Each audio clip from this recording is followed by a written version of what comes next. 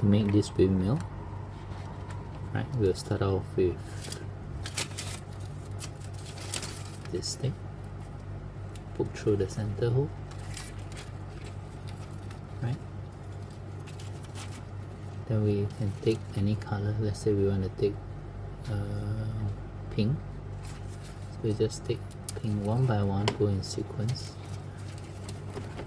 go through the hole.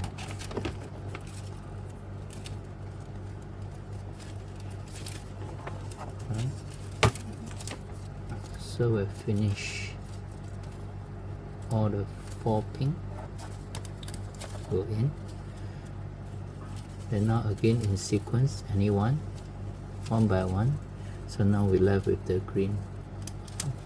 1, 2, 3,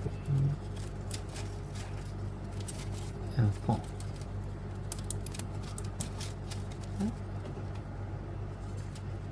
It's nice now. And now we take this one, goes through, and then this one to secure.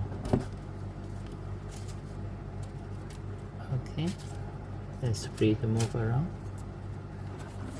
At the end here, use either side, push through the straw, and then we have this.